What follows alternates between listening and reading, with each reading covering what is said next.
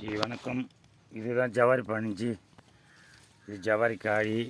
இது ஜவாரி பழம், மரத்திலே பழுத்த பழம் ஜவாரி.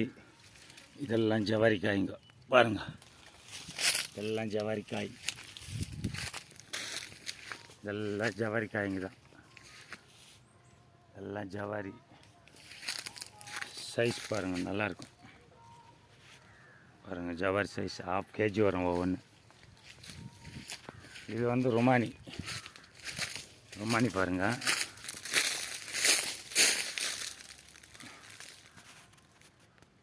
ஜி இது வந்து ருமானி.